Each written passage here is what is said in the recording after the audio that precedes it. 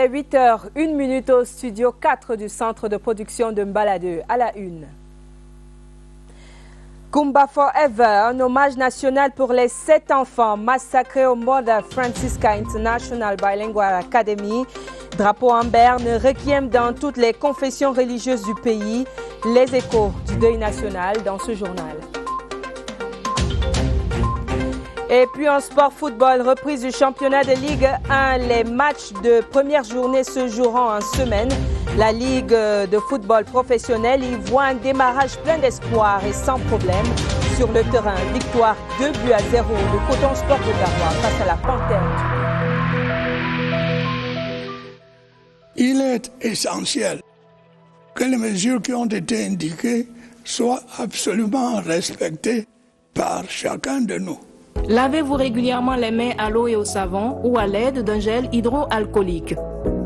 Restez à au moins 1 mètre de distance des autres personnes, surtout si elles toussent, éternuent ou ont de la fièvre. Si vous avez de la fièvre, de la toux ou des difficultés à respirer, consultez un médecin.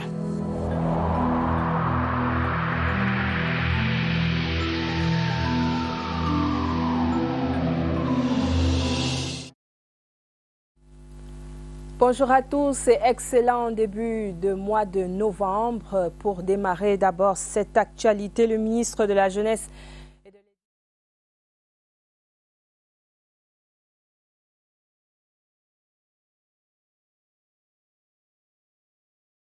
jeunes et des kits de réarmement moral, civique et entrepreneurial aux responsables des structures opérationnelles du ministère de la Jeunesse et de l'éducation civique. Il y aura également inauguration du centre multifonctionnel des jeunes de Meyomessala.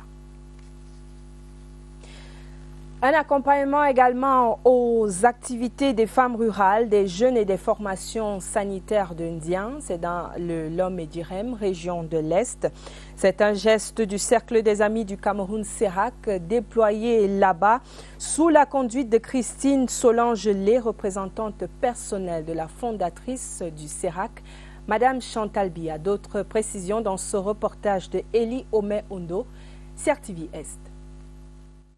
C'est sous une légère pluie que la délégation des femmes du CERAC, conduite par Christine Solange-Lé, représentante personnelle de la première dame, Madame Chantal Bia, présidente fondatrice du CERAC, a foulé le sol de l'arrondissement de Dian. La place des fêtes, malgré cette pluie, a fait le plein des grands jours, toute chose qui témoigne de l'engagement des populations à exprimer leur gratitude au CERAC face à la constante sollicitude de Madame Chantal Bia. C'est un sentiment de joie et de gratitude mêlée que j'éprouve en ce moment. Gratitude à l'endroit de la première dame, Madame Chantal Bia, à qui il a plu de dépêcher le CERAC ici à Dian pour procéder à la remise de dons aux établissements scolaires, aux formations sanitaires et particulièrement aux associations paysannes féminines. Les nombreux dons distribués ce jour étaient pour l'essentiel constitués de matériel agricole, didactique, de couture, d'entretien, des équipements sportifs, des intrants agricoles, des équipements électroniques et du...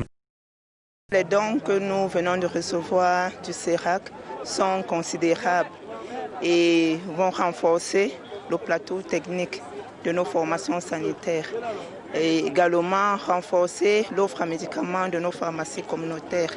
L'occasion faisant le larron, des attestations de fin de formation ont été distribuées symboliquement à 120 femmes du département du Lom et Direm qui ont été formées à la production et à la conservation du champignon sur rafle de maïs, toute chose qui va contribuer à l'augmentation de leurs revenus. Christine Solange-Lé, représentante personnelle de la première dame, Madame Chantal Bia, présidente fondatrice du CERAC, prenant la parole en présence du gouverneur Grégoire Vongo, a tenu à féliciter ces dames tout en invitant les bénéficiaires de ces importants dons à en faire bon usage. La présente cérémonie est donc une œuvre collective, celle d'un cercle d'amis, le CERAC, un bel exemple de ce que les Camerounais sont capables de faire lorsqu'ils unissent leurs forces et puisent dans leur immense talent, leur énergie et leur diversité pour atteindre un noble objectif, comme c'est le cas ici du développement durable. Elle n'a pas manqué de dire toute la compassion des femmes du CERAC à l'endroit des enfants victimes de l'attaque de Kumba. La cérémonie de Dian s'est déroulée en présence de l'élite gouvernementale de l'Est, Joseph Lé, Gabriel Dodonoke, Armand Diodom et Bolvin Wakata, de même que les sénateurs et députés de la région de l'Est. Le week-end qui était surtout marqué par le deuil national sur l'ensemble du territoire en hommage aux 7 enfants massacrés à Kumba, dans le sud-ouest. Justement, un culte interreligieux a été organisé en la mémoire de ces vies innocentes. Je vous propose de revivre ces moments-là avec Gilles-Claude Mbong-Etundi, CRTV Sud-Ouest. L'islam condamne le sang humain versé. Le meurtre fait d'ailleurs partie des péchés capitaux punis par l'enfer. On a dit non à cet acte.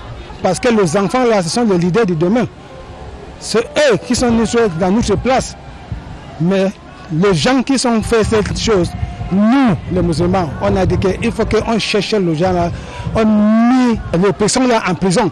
Chez les chrétiens, il n'existe aucune raison qui donne le droit d'ôter la vie. L'Église nous enseigne que la vie humaine est quelque chose de sacré. On ne doit pas toucher la vie de quelqu'un d'autre. Pour avoir une situation que les gens armés entrent dans une école avec les élèves là-bas et commencent à tirer sur eux, je pense que ce n'est pas normal. Faire face à la douleur, c'est le défi à relever pour les familles des victimes. Pour les hommes de Dieu, le seul remède, c'est la prière.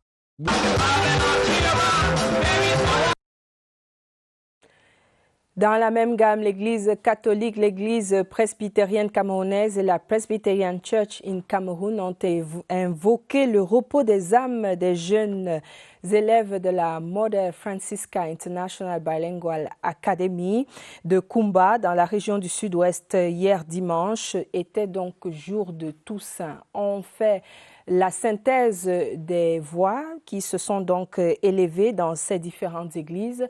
Dans cette synthèse, cette compilation de Étienne Pascal Azégué.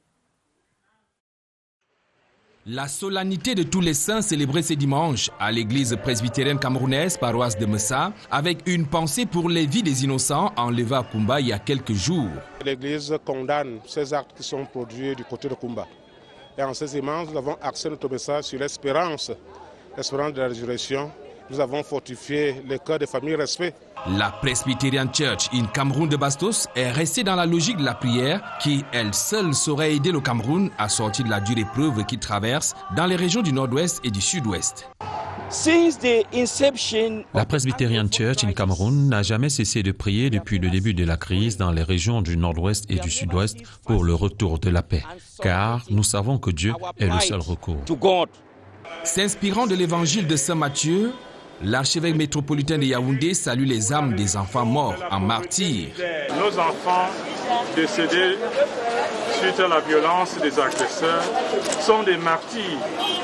Et nous pouvons dire qu'aujourd'hui, ils étaient en fait au ciel avec l'ensemble des saints du ciel, parce qu'ils sont morts et devant Dieu, ils sont élus. Un credo de dénonciation du clergé qui résonne haut pendant la fête de la Toussaint à Yaoundé.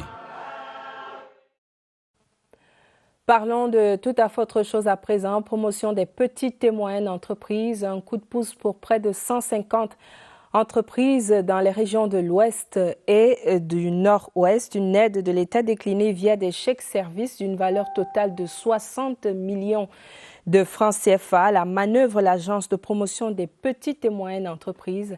Les recommandations rappelées dans ce reportage de Poli Ouafo, CRTV Ouest.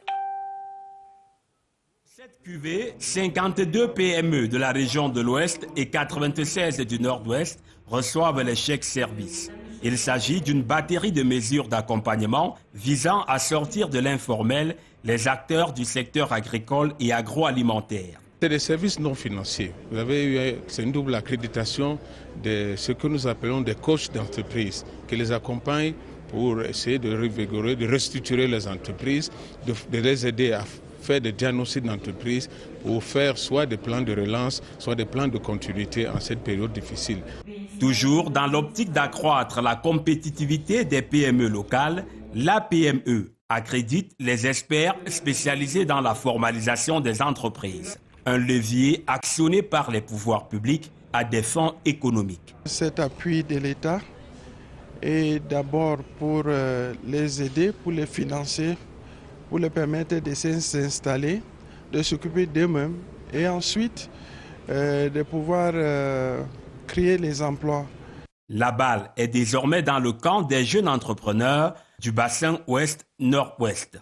Leurs produits labellisés à base du maïs, du manioc, du gingembre, du café, entre autres, devraient gagner en qualité et en quantité.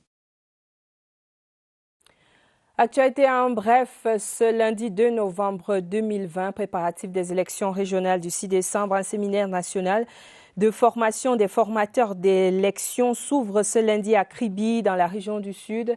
Objectif, offrir aux cadres supérieurs et aux commissaires électoraux des mécanismes de transmission pour la formation des démembrements territoriaux avec l'élection des conseillers régionaux du 6 décembre prochain. Donc, une unité de formation et la mise sur pied d'une unité de formation et d'un Knowledge Center au sein de l'ECAM sont également attendus à l'issue de ces travaux. Nous restons dans la région de l'Ouest où le nouvel exécutif communal de Baham, dans la région de l'Ouest, donc, sollicite toutes les mains de la population pour le développement de la contrée. Appel lancé à la double cérémonie de remise des insignes au conseil municipal et d'installation de l'exécutif communal par le préfet des Hauts-Plateaux. Les temps forts, André Aristide et Combat, CRTV Ouest. La remise des attributs à l'exécutif communal au stade municipal de Baham a coloré la cérémonie qui a pris un caractère populaire avec en prime un bain de foule qui n'a pas fait oublier au maire qu'il doit œuvrer pour une symbiose des forces vives pour ensemble bâtir Baham. Nous allons ensemble travailler pour le développement de Baham. Nous devons contribuer ensemble pour le développement de Baham.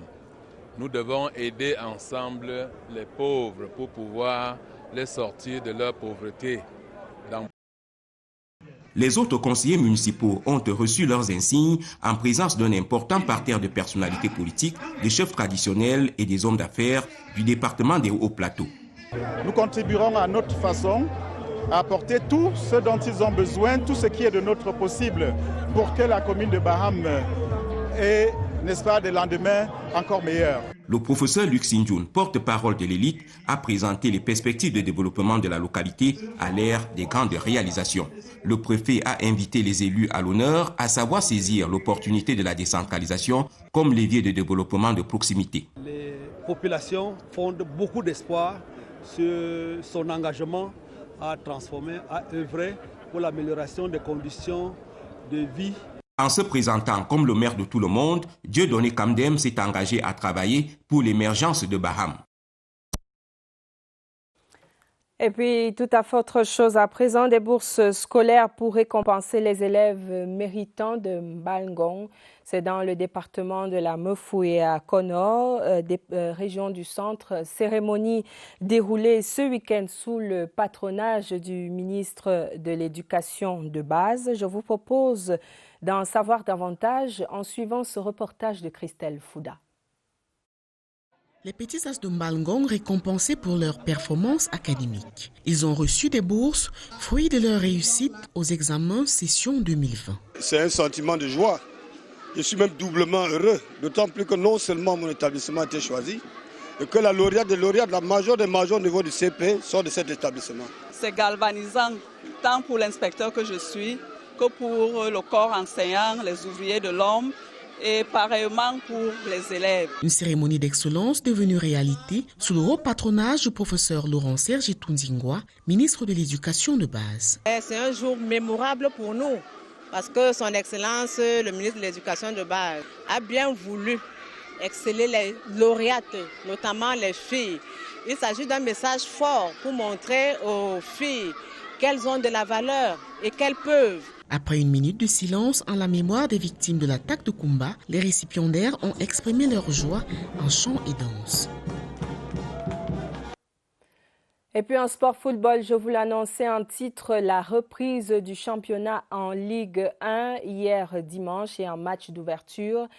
Il y avait Coton Sport de Garoua qui est venu à bout par 2-0 face à la Panthère d'Undé. C'était ici au stade Omnisport de Yaoundé. Je vous propose de revivre les temps forts du match d'ouverture avec Nestor Kamga. Coton Sport de Garoua qui a promis filer du bon coton ce soir. Enfin, le football se dispute sur les terrains au détriment des bureaux. Pour sa première sortie à l'occasion de l'ouverture de la saison 2020-2021, Coton Sport de Garoua domine Panthère Sportive Zundé 2-0 dans un match dirigé par les arbitres équato-guinéens.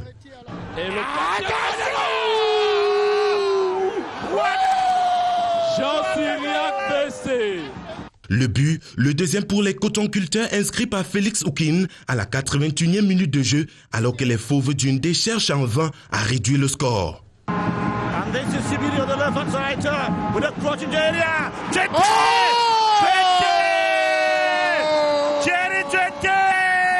Le club du Nord ouvre le score dès la 37e minute par l'intermédiaire de Thierry Tuenté. 2-0, le score final. Pourtant, les charniers offensifs des deux clubs, en l'occurrence celle de Coton Sport de Garoua, ont multiplié les occasions de but, malheureusement non concluantes.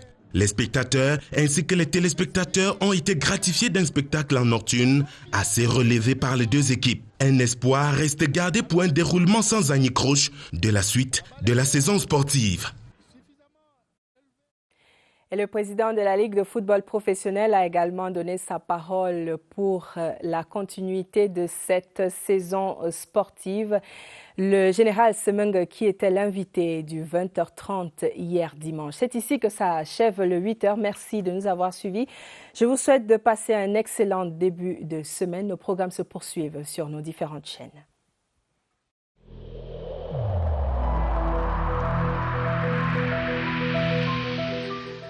N'oublions pas que la négligence d'une seule personne peut nuire gravement à l'ensemble de la communauté.